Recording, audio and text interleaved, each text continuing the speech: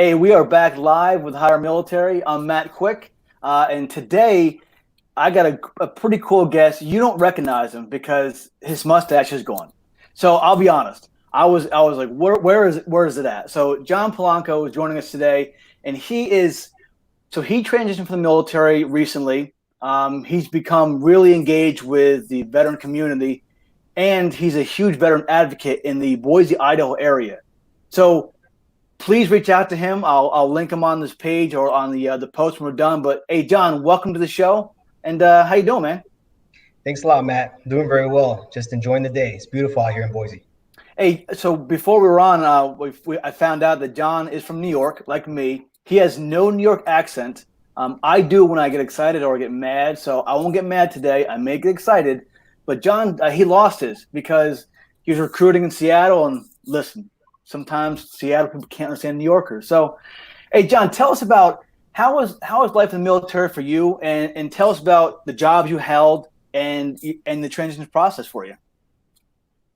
Well, life in the military was great. You know, I joined the military 16 and a half years ago out of New York City, and I started off in the Army Reserves. I did that for 4 years at the time, it was a heavy wheel mechanic until they converted to being wheel mechanic. And it was great. You know, I had a deployment there with one of the units that I was with. And then after my deployment, I just realized that a lot of people were pushing me to go active duty. They said, hey, it's a great experience. You should just take it for what it's worth. So I did, took that up. And then I pretty much went to my first duty station in Germany with the 21st TSC, Kaiserslautern. Loved it. Having and living in Europe. K-Town, good for you. Yeah, it was great. Living in Germany and experiencing Europe was just a great, awesome experience in itself. And so when I was there, first tour, still a mechanic. Once I got done with my 3-year tour in Germany, I got DA selected for recruiting from the Army. And so they decided to send me over to Seattle to go recruit in the east side of Seattle. So my footprint was pretty much Bellevue, Washington.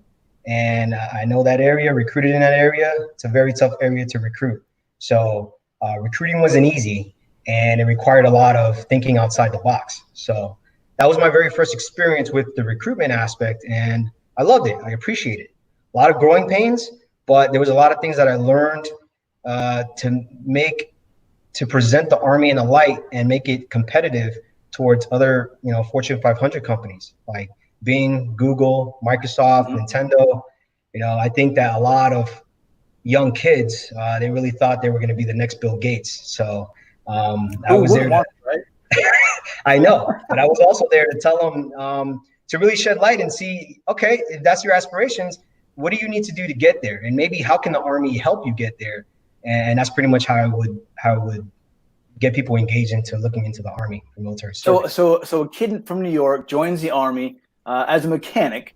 The Army says, hey, you know what? You're a good talker, smooth talker. Let's make you a recruiter in Seattle. Yeah. How does that work out, man? So I'm glad it worked out for you. But so Jon and I, we have similar backgrounds. I wasn't a recruiter or a mechanic. These hands are completely office. All right. So I can't be a mechanic. But Jon and I eventually became career counselors. So we worked retention in the military for me for a few years and Jon too. So how'd you get from recruiting in Seattle to being a career counselor and working in the Army's retention program? So when my tour as a recruiter was pretty much done, I didn't convert. So eventually I said, hey, you know what? I want to go back to my regular job. I was fortunate enough to actually go back to Germany for a second tour after Seattle. And at that point in time, as a mechanic, I met with a career counselor in my new unit. And he said, hey, we need a retention NCO. And at that point in time, I was like, well, you know what? I actually enjoyed what I was doing as a recruiter, and being a career counselor or being a retention NCO is pretty something similar to doing that. So I said, you know what? I'll be the new retention NCO for the company, which was a maintenance company. And I loved it. After even the first month, I said, hey, look, what do I need to do to become a career counselor?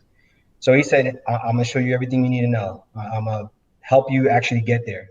And it's a packet process. So it's not something as simple as similar, like, hey, you want to do this and we'll turn you into that in the Army.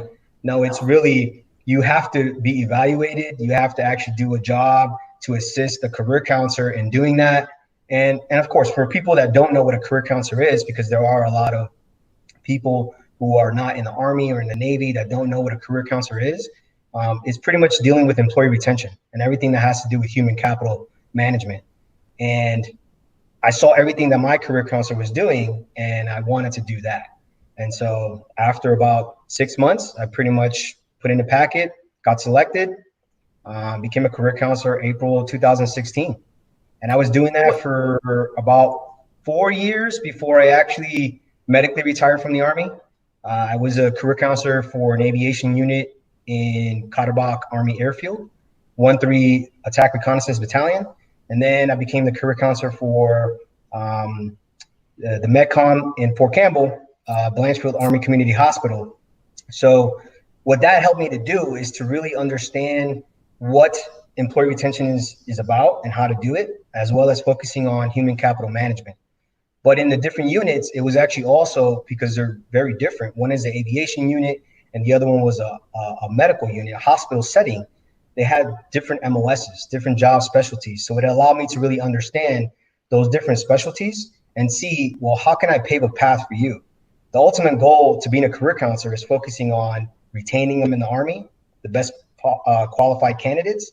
But not only that, is really trying to help them to focus on career development and career progression to lead them into a path where they want to they still have goals. And how can I help them reach those goals by staying in the Army?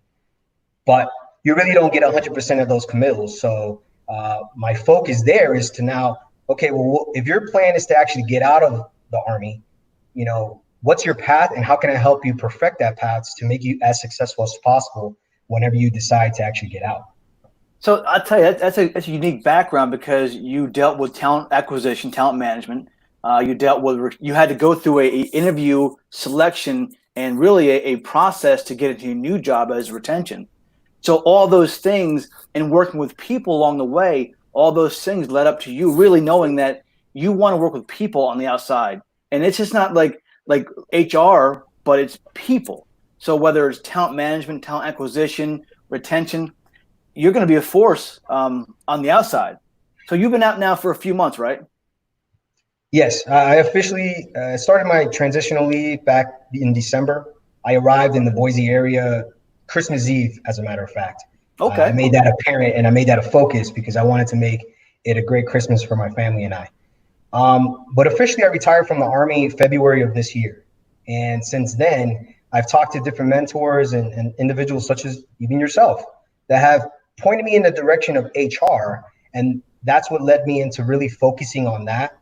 And what I've noticed is that HR is very broad. And I know that my fit would be in the HR realm. But how can I get my in? It's very hard to actually get into HR if you don't have the right qualifications, like maybe a undergrad, hopefully in HR or something else, having the right type of HR professional certifications, or even just knowing people within the HR career fields in the respective areas. So how does somebody like me, who doesn't have their undergrad yet, doesn't have their professional HR certifications yet, and still be able to do that? Well, it's the power of networking that leads me to be able to make those connections and also focus on. Whoa, pause right there. What'd you say? The power of networking. Networking. I mean, that's ultimately where it's at. And yesterday I made a post to say, hey, who wants to come on and join me on LinkedIn Live because I can't do it by myself. And John says, I asked to share some tips, your favorite tips, and his was like, hey, networking. I'm like, he's got to come on then because this is a great topic that you have to understand how networking works. And it's not just like, hey, can I get a job? Hey, can you do this for me? What can I do for you? But build relationships. So how did networking go for you as you're transitioning and throughout transition, John? Well, I'm a social butterfly. So I like to talk and communicate with pretty much every and anybody. But networking, what it's allowed me to do is really get a better understanding of reaching out to the right people at different companies, whether it's executives or people who are connected in some kind of way of doing that, having conversations with them, really telling them, hey, this is me. I'm a transitioning service member. I'm looking to do this.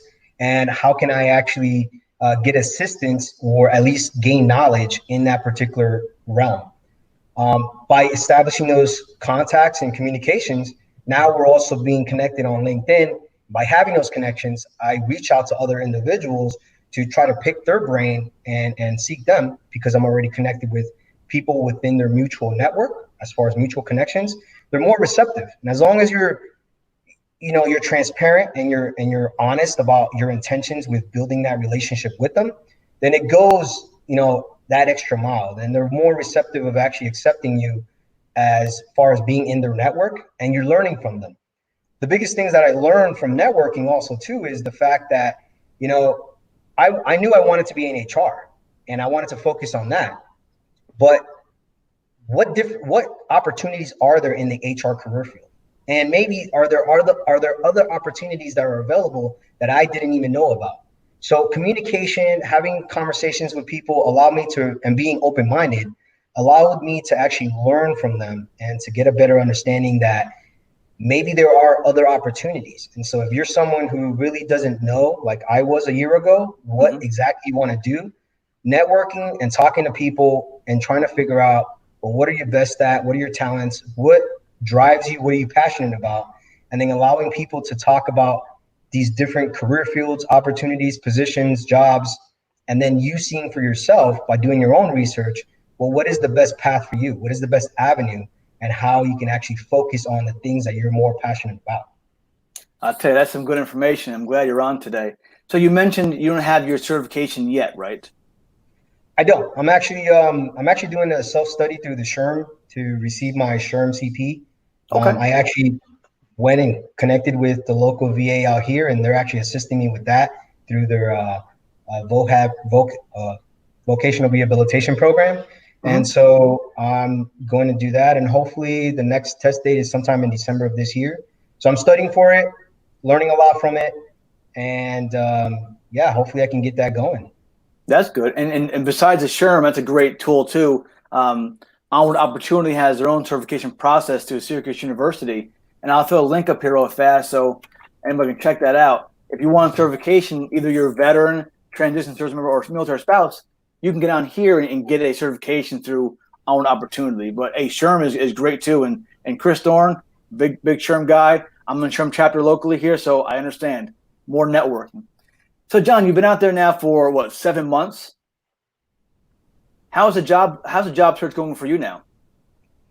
Well, it's been tough. I mean, job searching has been really tough, and of course, it's nerve-wracking and it's tiresome when you're looking for certain jobs that you're interested in, and then focusing on writing up and customizing that resume for it. But then it's also even more frustrating when you get the rejection letters. And so, with that, that's where a few months ago, I had to revamp the way I was thinking, and I was just only focusing on writing resumes, applying for jobs, things of that sort.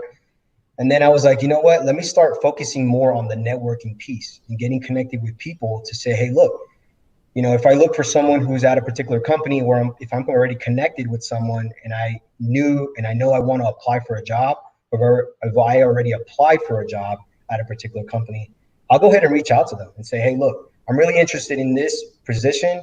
I know you're in talent acquisitions there, or maybe you're connected with someone.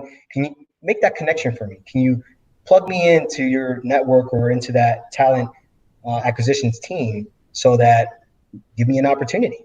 And a lot of times those have been working very well. I would say that I am happy to announce that I have accepted a position, and I'll leave the details up until later on. But it is for a recruitment position with the local recruiting firm out here.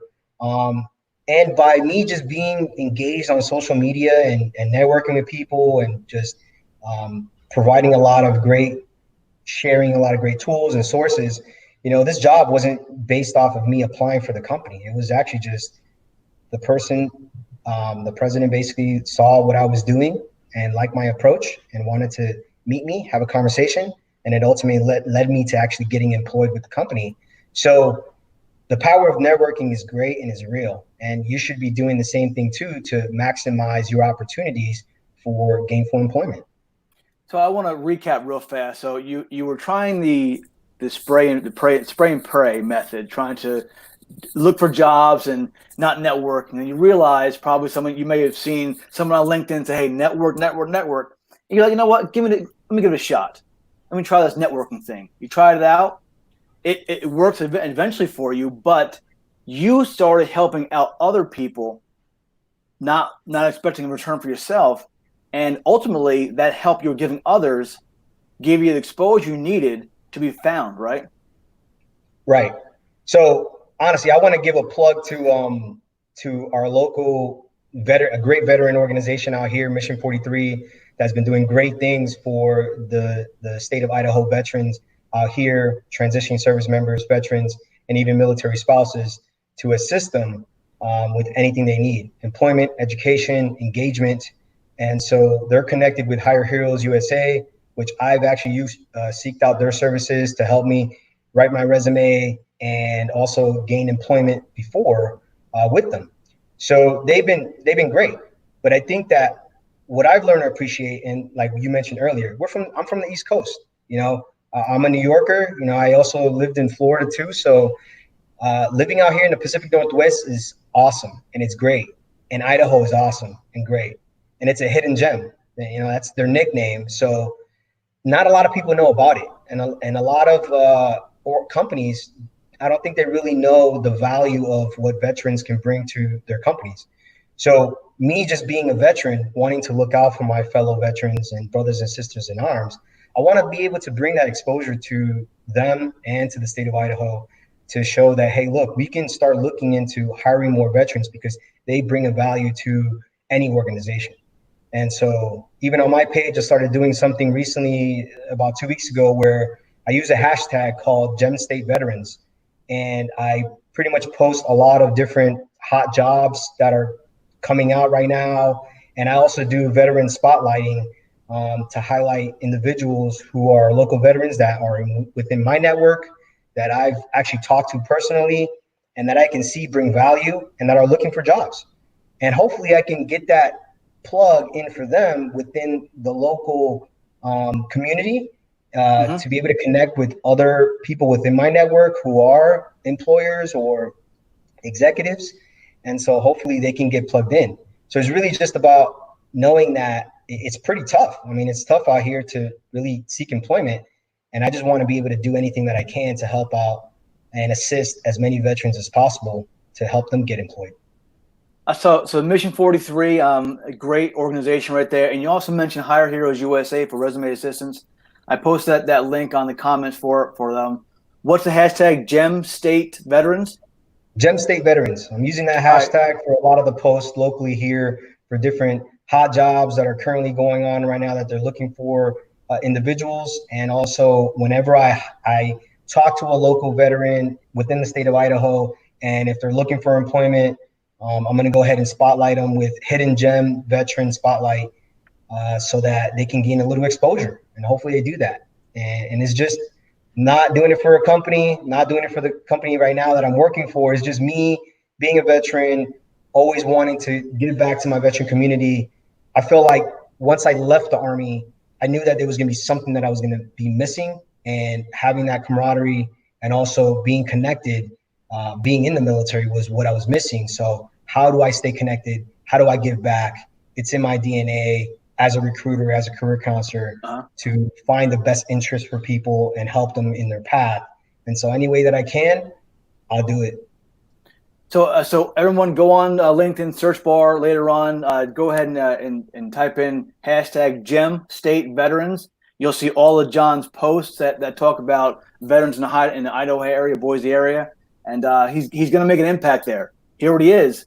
So now he's actually going to get paid for it soon. And stand by tomorrow morning for his announcement. So I'll make sure his name's linked here. Connect with him, follow him, and watch his announcement tomorrow morning. So before we go on to next phase, Jon, if there's any questions out there from the audience, ask Jon, ask myself, ask him on the LinkedIn comments here, post it. I'm going to read the comments here. I'll ask questions. I'll stop Jon for a minute for questions and answers, and we'll go from there. So ask your questions.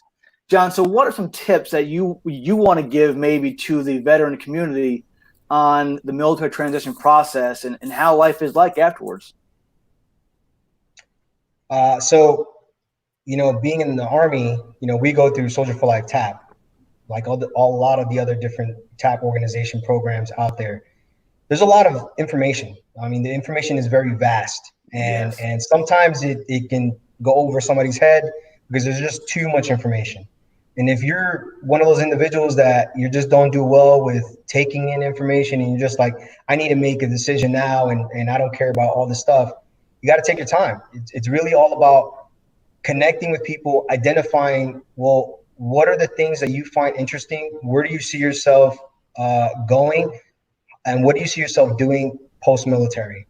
Really trying to connect with those right people, looking for those mentors that can actually give you the information that you need, not just all the information, but if you just tell them what you're interested in or what sorts of things you're looking for, then that'll make the process easier for you to really identify, I only want to focus on these things because this is where I find interest in, and being able to do that.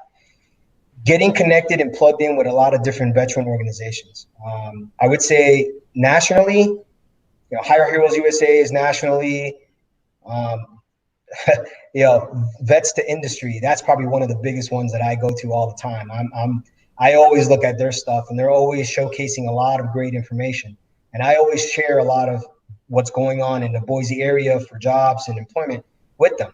But they have a great knowledge base, and they have a lot of information and things for people to get connected. So it's really about the networking piece, identifying what industry, what job, what career field you want to do, and then getting connected with those individuals. Don't be shy with connecting with people. That's what's going to help you to get your foot in the door, get better informed about the career path that you're interested in, helping you to decide or identify, is it really what I want to do, and being able to do that. But you have to do it tactfully, and you have to do it in a respectful manner. So make a good first impression by connecting with people and use it to your advantage for your betterment. And you mentioned connecting with people. And listen, you can connect with talent acquisition, HR people, vice presidents, CEOs, people with 200,000 followers. None of that really matters. In the end, these are people that want to connect. So if you can just send them a nice note, hey, I'm John. I'm looking to network, expand my network for X reasons. They'll connect with you, and then post content, share content, engage with their content. You'll find that you'll build a relationship quicker that way. Don't just ask for something right off the bat. If you connect with the CEO of the company and you say, hey, can I get a job? That's not how it works. People will say decline that invitation right away. But just ask them nicely, hey, I'm, again, John. I want to connect for these reasons right here.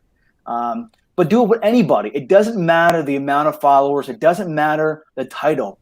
These are just people. Again, we're just people trying to help out other people. Hey, John, Pedro Santos says, hey, John, it was a pleasure serving with you. And Wayne Christian, he says, congrats, John, another career counselor, right? Yep. Good guys are there. And Crystal Lockhart says hi, too, another career counselor. Big family. Yeah, big family. So besides networking, John, you didn't do the DoDSkillbridge program because you were in the med process, right? I was. Honestly, I advocate all the time for the DoDSkillbridge program. I just had a conversation with a local veteran out here who I was talking about what I want to do with helping veterans get out here. And I even asked them, do you think that a lot of companies out here are utilizing the DoDSkillbridge?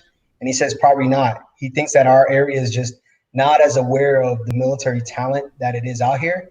And so that's one thing that I actually want to help change out here, is just to bring and help identify and showcase to different companies out here the value of what a DoDSkillbridge program can provide for local veterans that are living out here, or transitioning veterans who are living out here, or transitioning service members who are considering moving out to the Boise or even Idaho area. I just think it's a great tool. I was unfortunate to not take advantage of it because of my process, and I didn't really want to take away from anybody having a slot or an opportunity, because as someone who's going through the medical evaluation board process, you don't really know when's going to be your exit date. And so I decided to just, hey, do what I do best, network and try to make things happen.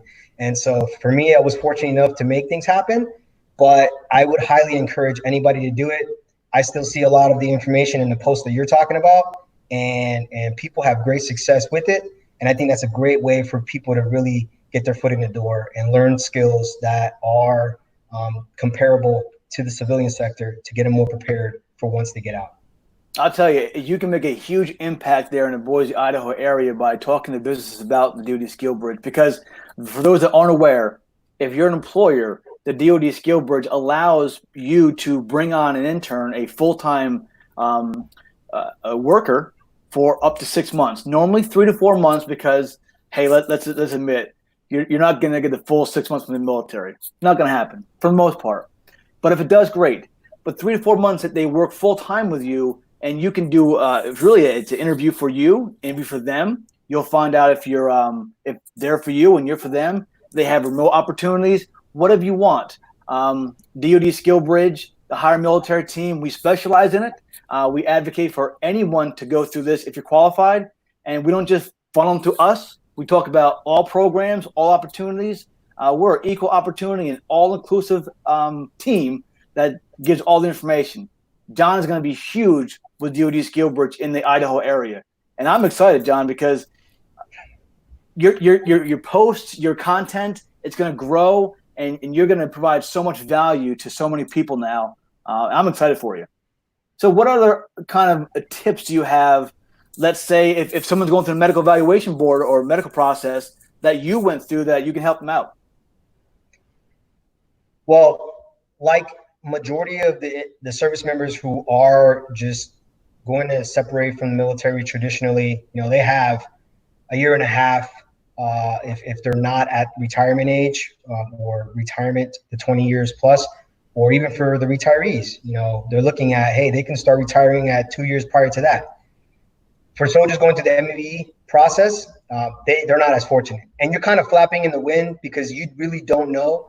I remember when I went through the process, and I'm a very intuitive person, so I was doing a lot of my proactive work with, okay, where are we going to move? What are we going to do? What type of jobs are we going to be looking? What type of jobs do I want to look for? And getting things squared away. But when I was going through the process, I had an exit date already, early on in my process. And I would say about like July of last year is when I first got notified that I was going to ETS for medical retirement. But then I actually was able to get my ratings reevaluated, and then they pushed my date later on to basically February of this year. So I was a little bit lucky, but sometimes you really don't have that luck. And so for people going through it, you really don't know. So the best thing you can do is start planning now for your transition. Start looking at what career fields you want to get into, what are the requirements, what are the certifications. If you plan on going back to school, what do you want to go to school for? Don't just go to school. You got to really identify what are you wanting to go to school for, right? That's big. And so, because it's good to use your post 9/11 GI Bill, but then you don't just want to just use all that money for a degree that's pointless or useless. I would encourage people, if you don't want to go to traditional school, go into the trades, go through an apprenticeship program. I'm also a big advocate for that. So those are good paying jobs, and that's needed right now in America when it comes to those different types of jobs and industries. But get those things started. If you're a service member that is transitioning due to MEB, you need to be on it like right now, because that'll help you identify exactly where you're going to go, where you're going to live, what type of job and career and industry sooner than later. And so those are the biggest things that I would say do. And make sure that you get your everything annotated within your medical process, especially when you're talking about VA claims. There's a lot of people who don't put in all the information, don't highlight exactly what their ailments, their aches, their pains are, don't have the proper documentation, but do it. And even do it even while you're still waiting for your evaluation process to complete, because that's what's going to help you out. And that's what helped me out in the end. And that's a good point, Jon. People are just, especially guys, we say, I don't hurt. It's fine. I'll be fine. But talk to the VA process, leave the ego and pride at the door, and just have an honest, frank conversation about what your ailments are, because you're going to benefit in the future because you're already hurting. It's not probably not going to get better. It doesn't with age. I'm an example of that. I hurt every morning. It just, hey, when you get old, that's the way it happens. But at least you have it documented. And the money is one thing, but just getting it documented, that's where it becomes, they can treat you in the future, and it won't cost you as much money. So it's a two-way street, but leave your pride and ego at the door, have the conversation with the medical professionals, and just get looked at. Don't bypass those processes. John, what kind of industry can people look to go to in the Boise or the Idaho area? What's big out there? I would say, honestly, the biggest thing right now is tech. Right now, people jokingly say that we're going to be the next Silicon Valley. And there's a lot of tech companies out here. There's a lot of startups, a lot of healthcare opportunities, a lot of different types of manufacturing that's out here. Mm-hmm. But I would say tech is probably one of the biggest ones. People are flocking from a lot of different areas, and especially from California, and bringing their ideas and their companies within the tech industry and establishing base out here.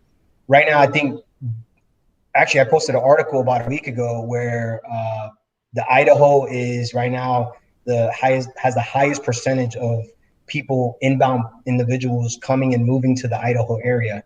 So it must be for a reason. I mean, it is the hidden gem for a reason, and not a lot of people know about it. But when they bring that, it's very big out here when it comes to military. We also have a local VA. I'm about 20 minutes away from the local VA down in Boise. We have Mountain Home Air Force Base about 45 minutes to the east. We also have a few National Guard units, Galvin Field, which is an Air Force base, and also has Army personnel there. So there's a lot of government opportunities here as well. And what that tells you is that with all these different military affiliated installations, there's veterans or there's military service members actively serving here. There's also a lot of different transitioning veterans or veterans that are in the local area. But not a lot of people know it. I'm in tune with what's going on in social media and LinkedIn with a lot of people publicizing this area, that area, which is big metropolitan cities that have that veteran exposure. And what I've noticed is that that's what is missing a little bit from the state of Idaho, is that veteran exposure with the amount of veterans here, the fact that we support it so much. But now I want to bring that attention to, let's have the company support it by giving more jobs or hiring more veterans that can bring value to their team, that can become an asset. So it's just me. There's a lot of people doing it out here. We're pushing for veteran employment. I'm just another person that really wants to assist any way that I can to be able to do that. And we see you assisting. I mean, we see you on LinkedIn all the time. So if you're not following John, connect with him. He's an advocate for the Idaho area. Some don't know where Idaho is on a map. Pacific Northwest. Get on the map. Look top left. It's up there somewhere. Okay, but check it out. And they're not just potatoes. All right, it's a tech friendly place. John just told you that. So get on there if you're looking for a tech industry from the ground up. Hey, Idaho might be the place for you. Hey, John. So we're running 33 minutes now. What are your final words that you can share with us? Maybe the Johnism, Polancoism, whatever you got to do. What can you share with us for the final few minutes? And please, I at the end of this, I want that mustache come back. It was pretty cool. Oh, most definitely. It's going to be coming back soon. You know, we are getting close to November, so hopefully I can get that started off on the right foot. Nice. Honestly, I would say network. Be open-minded in your opportunities. And, you know, I'm just a person that I love connecting with a lot of people. And I have my own personal mission statement that I coined, you know, through my transition process. I'm just a person that wants to empower people to reach their true needs, wants, desires by building relationships with a lot of people and helping to foster a positive workplace culture. So by me living true to those words, that's how I carry myself every day. And I wake up every morning just thinking to myself, how can I make a positive impact in somebody's life? So it's not about me. It's really about just helping people in any which way that I can. If it's not just me, hopefully somebody within my network can be someone that I can reach out to or connect somebody else to someone that can help them in any kind of way. So it's just, I want to be connected with a lot of people that just want to do the same things that I want to do and want to help out their fellow veterans. Hey, you're a living, breathing example of what networking does. So for those who didn't hear initially, Jon's got a big announcement from employment tomorrow. Follow him. Check out his announcement tomorrow. It'll be big, and he's going to really impact the veteran community coming to the Boise, Idaho area. So stay tuned. Jon, hey, from one counselor to another, one soldier to another, thank you very much for your service. I appreciate it. Many do. And you're going to really make a huge impact in the veteran space. So thank you very much. I'm excited for you, man. Really excited for you. Thanks a lot, Matt. So for those that tuned in today, I appreciate it. We'll be back here maybe tomorrow. Normally about 3 p.m. East Coast time, 4 p.m. East Coast time. Whenever we get a cool guest like Jon, we'll come on here again. So hit me up, connect with Jon, and let's talk soon, okay? Have a good day, everybody. Awesome. Take care. Have a great day. Thanks.